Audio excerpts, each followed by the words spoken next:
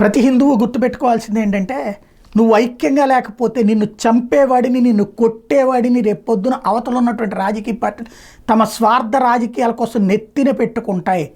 ఢిల్లీలో అంకిత్ శర్మ అనే ఒక పోలీస్ అధికారిని పొడిచి చంపి, కళ్ళు పీకేసి, గుడ్లు పీకేసి, నాలిక కోసేసి రాక్షసత్వంగా చంపినటువంటి అరాచకపుకు సంబంధించినటువంటి ఉదంతం గుర్తుంది కదా.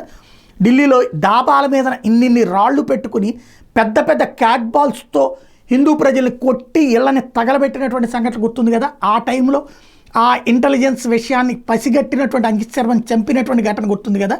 ఆ అంకిత్ శర్మని చంపినందుకు ప్రత్యక్షంగా వీడియోలతో సహా బయటపడ్డటువంటి రాక్షసుల్ని చివరికి అరెస్ట్ చేస్తే బెయిల్ మీద వస్తే ఆ దరిద్రుడైనటువంటి ఆమ్ ఆద్మీ పార్టీ లీడర్ తహీర్ హుస్సేన్కి ఢిల్లీ నుండి పోటీ చేసేందుకు మళ్ళీ ఆమ్ ఆద్మీ పార్టీ టికెట్ ఇచ్చింది. అంటే రేపు పొద్దున వాళ్ళ రాజకీయం కోసం నిన్ను చంపేవాడిని, నీ కుటుంబాలని, నీ జీవితాలని, నీ మతాన్ని నాశనం చేసేవాడిని ఇక్కడ పదవులు ఇచ్చి నెత్తినెక్కి కూర్చోబెట్టుకుంటారు. ఇట్లాంటి పదవులు మళ్ళీ మేధావుల కింద ఉంటారు అన్నటువంటి విషయం గుర్తుపెట్టుకోవాలి.